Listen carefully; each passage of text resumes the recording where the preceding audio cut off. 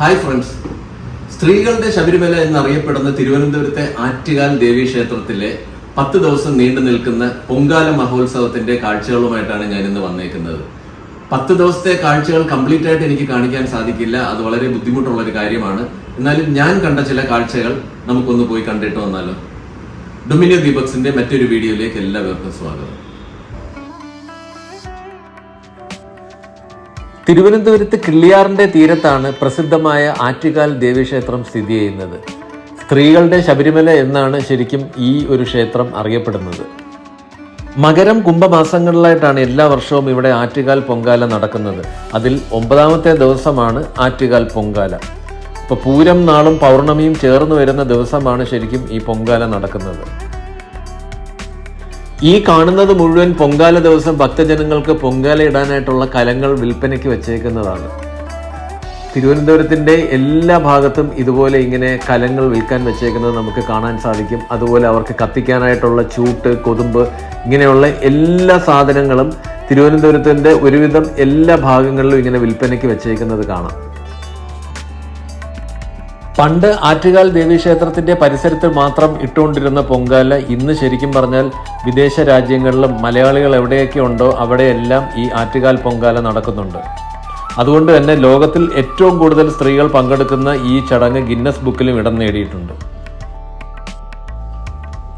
ഉത്സവ സമയമായതുകൊണ്ട് തന്നെ അമ്പലത്തിന്റെ പരിസരത്ത് മുഴുവൻ ഇങ്ങനെ ചെറുകിട കച്ചവടക്കാരെ കൊണ്ട് നിറഞ്ഞു കഴിഞ്ഞു. എന്തെല്ലാം തരം സാധനങ്ങളാണ് ഇവിടെ വിൽപ്പനയ്ക്ക് ഇരിക്കുന്നതെന്ന് കണ്ടോ.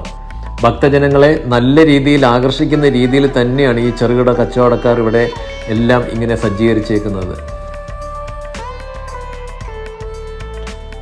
കേരളത്തിലെ ആദ്യത്തെ പൊങ്കാല ഉത്സവമായിട്ടാണ് ശരിക്കും ആറ്റുകാൽ പൊങ്കാല കരുതപ്പെടുന്നത്. അതുപോലെ തന്നെ അനന്തപുരിയുടെ ഒരു ദേശീയ ഉത്സവമായി ശരിക്കും ഈ ആറ്റുകാൽ പൊങ്കാല മാറിക്കഴിഞ്ഞു.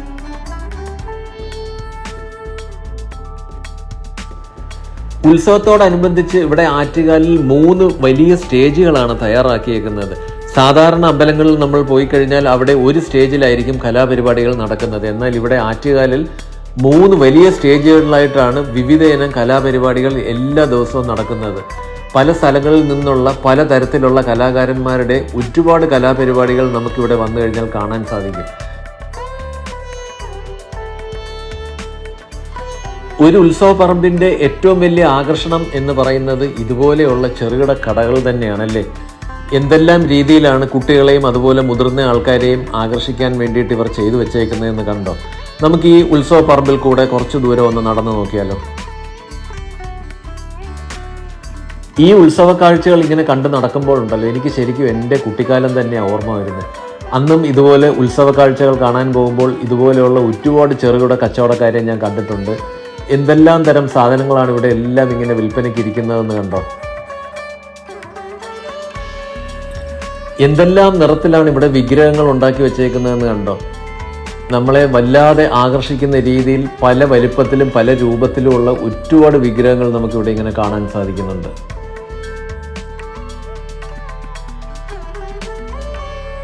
അമ്പലത്തിന്റെ തൊട്ടടുത്ത് തന്നെ ഔഷധ കുടിവെള്ളം കൊടുക്കുന്ന ഒരു കൗണ്ടർ നമുക്ക് കാണാം. ഇതിപ്പോൾ ഉച്ച സമയമായതുകൊണ്ട് തന്നെ ഇവിടെ അന്നദാനം നടക്കുന്നുണ്ട്. അപ്പോൾ അന്നദാനം കഴിക്കാൻ പോകുന്ന ഭക്തജനങ്ങളുടെ തിരക്കായി കാണുന്നത്.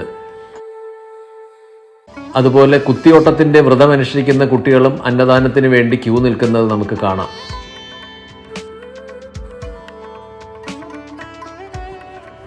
ഉത്സവത്തോടനുബന്ധിച്ച് തിരുവനന്തപുരം നഗരത്തിന്റെ മിക്ക ഭാഗങ്ങളും ഇതുപോലെ അലങ്കരിച്ചു കഴിഞ്ഞു.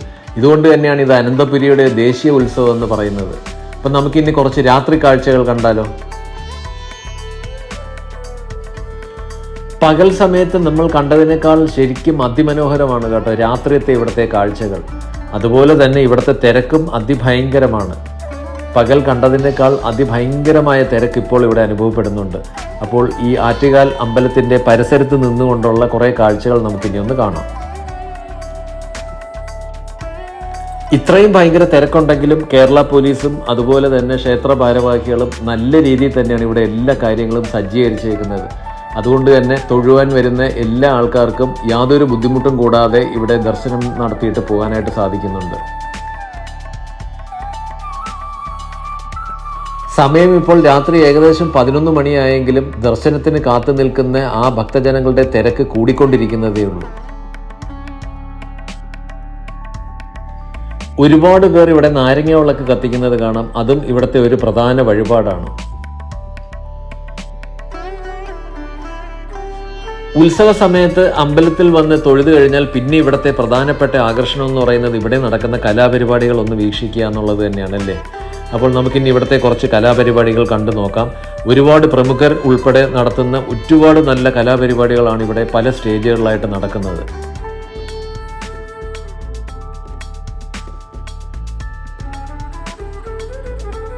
പ്രശസ്ത ചലച്ചിത്ര താരം പത്മപ്രിയയും സംഘവും നടത്തുന്ന ഒരു ഡാൻസ് പ്രോഗ്രാമാണ് കേട്ടോ ഈ നടക്കുന്നത്. ഒരേ സമയത്ത് 3 വേദികളിലായിട്ടാണ് ഇവിടെ കലാപരിപാടികൾ നടക്കുന്നത്. ഇത് അവരുടെ ഏറ്റവും പ്രധാനപ്പെട്ട ആ ഒരു വേദി ആയതുകൊണ്ട് തന്നെ ഏറ്റവും പ്രശസ്തരായിട്ടുള്ള ഒരുപാട് കലാകാരന്മാരുടെ ഒരുപാട് പരിപാടികളാണ് ഈ ഒരു സ്റ്റേജിൽ നടക്കുന്നത്. മലയാള ചലച്ചിത്ര രംഗത്തെ ഒരുപാട് പ്രമുഖരുടെ പല കലാപരിപാടികൾ ഈ 10 ദിവസത്തിൽ ഇവിടെ അരങ്ങേറുന്നുണ്ട്.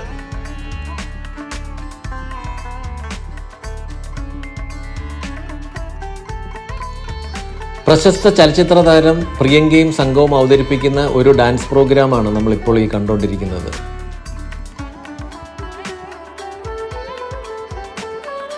ഈ അമ്പലത്തിൻ്റെ പരിസരം ശരിക്കും ഇപ്പോൾ ജനസാഗരമാണ്. മറ്റൊരു ഉത്സവ പറമ്പിലും കാണാത്ത രീതിയിലുള്ള ആ ഒരു തിരക്ക് തന്നെയാണ് ഇവിടെ ശരിക്കും ഇപ്പോൾ അനുഭവിക്കുന്നത്.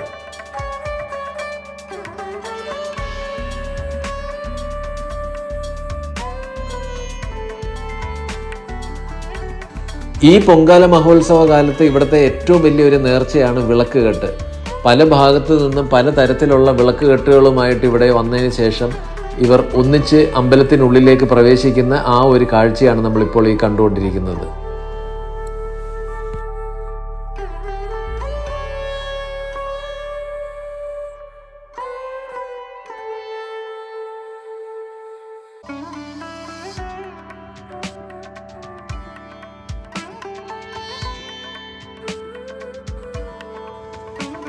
അപ്പോൾ അമ്പലത്തിലെ കാഴ്ചകളൊക്കെ കണ്ടല്ലോ. ഇനി നമുക്ക് പൊങ്കാലയുടെ തലേ ദിവസത്തെ രാത്രി കാഴ്ചകളും കൂടെ ഒന്ന് കാണാം. വിവിധ ഭാഗങ്ങളിൽ നിന്നുമുള്ള ഭക്തജനങ്ങൾ തിരുവനന്തപുരത്ത് വന്നതിന് ശേഷം അവരെങ്ങനെയാണ് പൊങ്കാല ഇടാൻ വേണ്ടിയിട്ട് തയ്യാറെടുക്കുന്നത് എന്നുള്ള കാഴ്ചകൾ നമുക്കൊന്ന് കണ്ടു നോക്കാം. വിവിധ ഭാഗങ്ങളിൽ നിന്നും തമ്പാനൂർ റെയിൽവേ സ്റ്റേഷനിൽ വന്നിറങ്ങുന്ന ഭക്തജനങ്ങളുടെ ആ ഒരു തിരക്കാണ് ശരിക്കും നമ്മളിപ്പോൾ ഇവിടെ കണ്ടുകൊണ്ടിരിക്കുന്നത്. വഴിയോരത്ത് കിട്ടുന്ന ഓരോ സ്ഥലങ്ങളിലും അവരവരുടെ അടുപ്പുകൾ വെച്ചതിന് ശേഷം ഫുട്പാത്തിൽ തന്നെ കിടന്നുറങ്ങുന്ന ആ ഒരു കാഴ്ചയാണ് ശരിക്കും കാണാൻ സാധിക്കുന്നത്.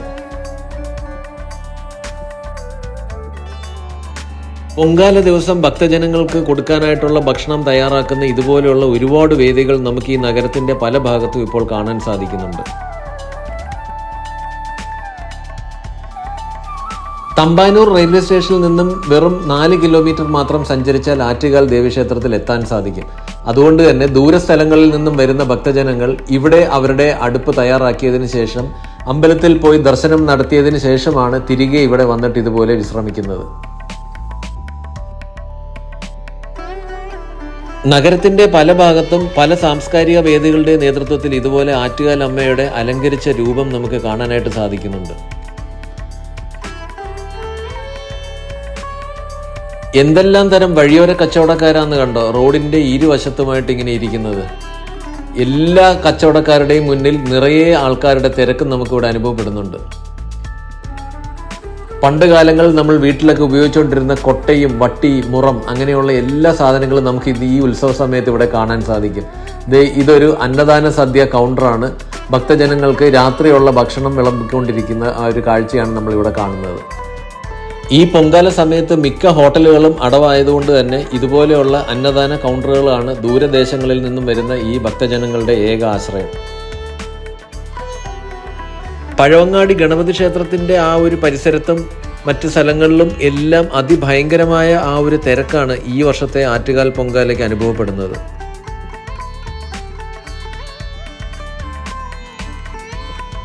ദൂരസ്ഥലങ്ങളിൽ നിന്നും പൊങ്കാല അർപ്പിക്കാൻ എത്തിയേക്കുന്ന ഭക്തജനങ്ങളെ കൊണ്ടുവന്നേക്കുന്ന വാഹനങ്ങൾ പാർക്ക് ചെയ്യാനായിട്ട് ഇത്തവണ നാഷണൽ ഹൈവേയിൽ തന്നെയാണ് സംവിധാനം ഏർപ്പെടുത്തിയേക്കുന്നത്. പൊങ്കാലയ്ക്ക് തയ്യാറെടുത്ത് നിൽക്കുന്ന തിരുവനന്തപുരം നഗരത്തിൻ്റെ കാഴ്ചകളാണ് നമ്മൾ ഇത്രയും നേരം കണ്ടുകൊണ്ടിരുന്നത്. ഇനി നമുക്ക് പൊങ്കാല ദിവസത്തെ വിശേഷങ്ങളൊന്ന് കാണാം. ആറ്റുകാൽ അമ്മയുടെ ഏറ്റവും ഇഷ്ടപ്പെട്ട വഴിപാടായിട്ടാണ് ഈ പൊങ്കാല കണക്കാക്കപ്പെടുന്നത്. ഉത്സവം തുടങ്ങി 9ാമത്തെ ദിവസമാണ് ഭക്തജനങ്ങൾ ആറ്റുകാൽ അമ്മയ്ക്ക് ഈ പൊങ്കാല അർപ്പിക്കുന്നത്. ആറ്റുകാൽ അമ്പലത്തിൽ നിന്നും ഏകദേശം 10 കിലോമീറ്ററോളം റോഡിന്റെ ഇരുവശത്തും ഇതുപോലെ വരിവരിയായി പൊങ്കാല അടുപ്പുകൾ വെച്ചേക്കുന്ന കാഴ്ചയാണ് നമുക്ക് കാണാനായിട്ട് സാധിക്കുന്നത്. ആറ്റുകാൽ അമ്മയ്ക്ക് പൊങ്കാലയിട്ട് പ്രാർത്ഥിച്ചു കഴിഞ്ഞാൽ തങ്ങളുടെ ആഗ്രഹങ്ങൾ സഫലമാകുമെന്നും ആപത്തുകളിൽ ആറ്റുകാൽ അമ്മ തുണയായി ഉണ്ടാകുമെന്നുമാണ് ഈ ഭക്തജനങ്ങൾ വിശ്വസിക്കുന്നത്. അതുകൊണ്ട് തന്നെ ലോകത്തിൽ ഏറ്റവും കൂടുതൽ സ്ത്രീകൾ പങ്കെടുക്കുന്ന ഒരു ചടങ്ങാണ് ഈ ആറ്റുകാൽ പൊങ്കാല. നഗരത്തിന്റെ മിക്ക ഭാഗങ്ങളിലും വിവിധ സാംസ്കാരിക വേദികൾ ഭക്ഷണം വിതരണം ചെയ്യുന്നത് കൊണ്ട് തന്നെ ഭക്തജനങ്ങൾക്ക് ഭക്ഷണത്തിന്റെ കാര്യത്തിൽ ഇത്തവണ അധികം ബുദ്ധിമുട്ട് വന്നില്ല എന്നാണ് എനിക്ക് മനസ്സിലാക്കാൻ സാധിച്ചത്. കൂടുതൽ പേരും പൊങ്കാലയ്ക്ക് പായസമാണ് ഉണ്ടാക്കുന്നതെങ്കിലും കുറച്ച് ഭക്തരെങ്കിലും മണ്ടപ്പുറ്റ്, മോദകം, അതുപോലെ കുമ്പിളപ്പം അല്ലെങ്കിൽ തെരളിയപ്പം ഉണ്ടാക്കുന്ന കാഴ്ച എനിക്ക് കാണാൻ സാധിച്ചു. ഇത്തവണ അതിഭയങ്കരമായ ചൂടായതുകൊണ്ട് തന്നെ നഗരത്തിന്റെ പല ഭാഗത്തും ഇതുപോലെ ഭക്തജനങ്ങൾക്ക് പല സാംസ്കാരിക വേദികളിൽ നിന്നും തൊപ്പിയൊക്കെ വിതരണം ചെയ്യുന്ന കാഴ്ച എനിക്ക് കാണാനായിട്ട് സാധിച്ചു.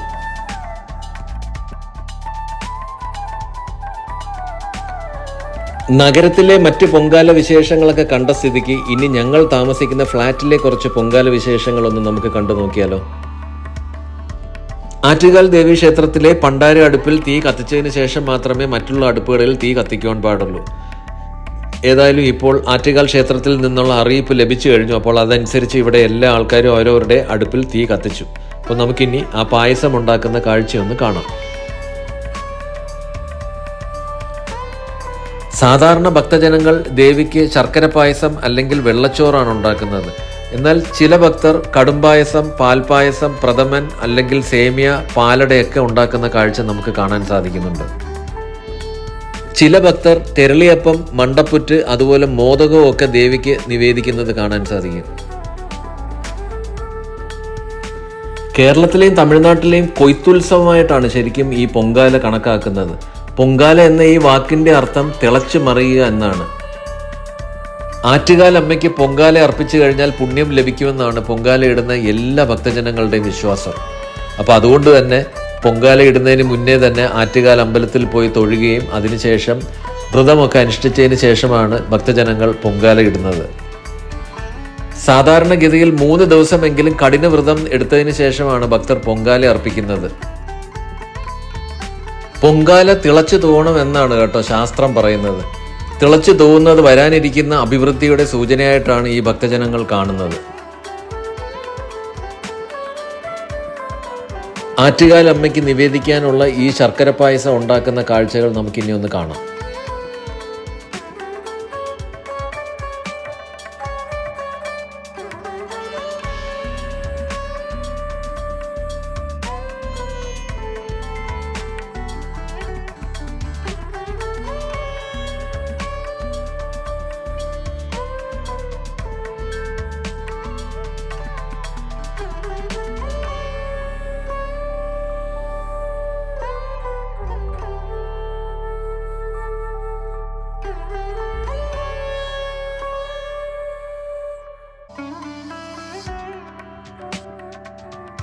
അങ്ങനെ ആറ്റുകാൽ അമ്മയ്ക്ക് നിവേദിക്കാനുള്ള ശർക്കര പായസം ഇവിടെ തയ്യാറായി കഴിഞ്ഞു. ഇനി അമ്പലത്തിൽ നിന്നുള്ള പൂജാരി വന്ന് ഇതിൽ തീർത്ഥം തളിച്ചു കഴിഞ്ഞാൽ നമുക്ക് ഈ പായസം ഉപയോഗിക്കാം.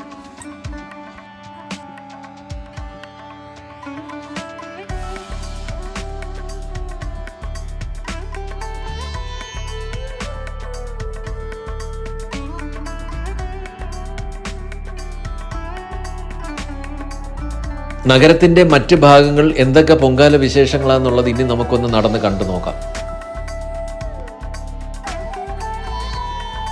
മിക്ക സ്ഥലങ്ങളിലും പൊങ്കാലയൊക്കെ അർപ്പിച്ചതിന് ശേഷം ഭക്തജനങ്ങൾ ഭക്ഷണത്തിന് വേണ്ടിയിട്ടുള്ള ആ ഒരു കാത്തുനിൽപ്പാണ് കാണാനായിട്ട് സാധിക്കുന്നത്. നീണ്ട ഒരു ക്യൂ തന്നെ നമുക്ക് കാണാം. എല്ലാ സ്ഥലങ്ങളിലും ചെന്ന് കഴിഞ്ഞാലും ഈ ഒരു കാഴ്ച തന്നെയാണ് ഇപ്പോൾ നമുക്ക് കാണാനായിട്ടുള്ളത്. ഹോട്ടലുകളെല്ലാം അവധിയാണ്. പക്ഷേ എന്നാലും സന്നദ്ധ സേവാ സംഘങ്ങൾ എല്ലാ സ്ഥലങ്ങളിലും ഭക്തജനങ്ങൾക്ക് ഭക്ഷണം വിതരണം ചെയ്യുന്നുണ്ട്. നല്ല രീതിയിൽ തന്നെ എല്ലാ ഭക്തജനങ്ങൾക്കും എല്ലാ സ്ഥലങ്ങളിൽ നിന്നും ഭക്ഷണം ലഭിക്കുന്നുമുണ്ട്. ഏറ്റവും വലിയൊരു കൂട്ടായ്മ അല്ലെങ്കിൽ ലോകത്തിലെ ഏറ്റവും വലിയൊരു ഉത്സവ കാഴ്ച തന്നെയാണ് ശരിക്കും ഈ ആറ്റുകാൽ പൊങ്കാല എന്ന് പറയുന്നത്. ഗിന്നസ് വേൾഡ് റെക്കോർഡ് പ്രകാരം ഈ ഉത്സവം ശരിക്കും ഏറ്റവും കൂടുതൽ സ്ത്രീകൾ ഒത്തുചേരുന്ന ഒരു ഉത്സവമായിട്ടാണ് കണക്കാക്കപ്പെടുന്നത്. എല്ലാ പ്രയാസങ്ങളും അതുപോലെ എല്ലാ ബുദ്ധിമുട്ടുകളും തരണം ചെയ്തുകൊണ്ട് തന്നെയാണ് കഠിന വ്രതത്തോടു കൂടി ഭക്തജനങ്ങൾ ഈ ആറ്റുകാൽ പൊങ്കാല അർപ്പിക്കുന്നത്. ശരിക്കും ഭക്തിസാന്ദ്രമായ ഒരു അന്തരീക്ഷത്തിൽ നടക്കുന്ന ഒരു ചടങ്ങ് തന്നെയാണ് ഈ ആറ്റുകാൽ പൊങ്കാല. അങ്ങനെയാണ് എനിക്ക് മനസ്സിലാക്കാനായിട്ട് സാധിച്ചത്. അമ്പലത്തിൽ നിന്നുള്ള പൂജാരി ദിവ്യതീർത്ഥം ഓരോ കലത്തിലും തളിച്ചു കഴിയുമ്പോൾ ആറ്റുകാൽ അമ്മയുടെ ആ ഒരു അനുഗ്രഹം ലഭിച്ചു എന്നുള്ളൊരു വിശ്വാസത്തിലാണ് ഓരോ ഭക്തജനങ്ങളും തിരികെ മടങ്ങുന്നത്. അപ്പോൾ പൊങ്കാല കാഴ്ചകൾ എങ്ങനെയുണ്ടായിരുന്നു? ഭക്തിസാന്ദ്രമായ അന്തരീക്ഷം അല്ലേ? ശരിക്കും ഇവിടെ വന്ന് അത് കണ്ടു കഴിയുമ്പോൾ നമുക്ക് മനസ്സിലാവും സ്ത്രീകൾ ഇത്രത്തോളം വ്രതമൊക്കെ എടുത്തതിന് ശേഷം ഇങ്ങനെ ഒരു പൊങ്കാലയിൽ പങ്കെടുക്കുമ്പോൾ അവർക്കുണ്ടാവുന്ന ആ ഒരു നിർവൃതി, അവർക്കുണ്ടാവുന്ന ആ ഒരു സന്തോഷം, അത് ശരിക്കും അത് നമ്മൾ കണ്ടു തന്നെ മനസ്സിലാക്കേണ്ട ഒരു കാഴ്ചയാണ്. ശരിക്കും ഇത് ഗിന്നസ് ബുക്ക് ഓഫ് റെക്കോർഡ്സിൽ വരെ കയറിയിട്ടുള്ളതാണ്. ഏറ്റവും കൂടുതൽ സ്ത്രീകൾ പങ്കെടുക്കുന്ന ഒരു മഹോത്സവമാണ്. അപ്പോൾ ഇത്രയെങ്കിലും കാഴ്ചകൾ നിങ്ങളിലോട്ട് എത്തിക്കാൻ പറ്റിയതിൽ എനിക്ക് അതിയായ സന്തോഷമുണ്ട്. ഞങ്ങളുടെ ഈ വീഡിയോ ഇഷ്ടപ്പെട്ടിട്ടുണ്ടെങ്കിൽ ഈ വീഡിയോ ഒന്ന് ലൈക്ക് ചെയ്തേക്കണേ. അതുപോലെ നിങ്ങളുടെ ഫ്രണ്ട്സ് ആൻഡ് റിലേറ്റീവ്സിന് ഈ വീഡിയോ ഒന്ന് ഷെയർ ചെയ്ത് കൊടുക്കുക. പിന്നെ നിങ്ങളുടെ വാല്യൂബിൾ ആയിട്ടുള്ള കമന്റ്സ് കൂടെ തരിക. ഡൊമിനിയോ ദീപക്സ് എന്ന ഞങ്ങളുടെ ചാനൽ സബ്സ്ക്രൈബ് ചെയ്തിട്ടില്ലെങ്കിൽ അതും കൂടെ ഒന്ന് ചെയ്തേക്കണേ. മറ്റൊരു സൂപ്പർ വീഡിയോയുമായിട്ട് അടുത്ത സൺഡേ രാവിലെ 11 മണിക്ക് ഞങ്ങൾ വീണ്ടും വരുന്നതായിരിക്കും. Till then bye.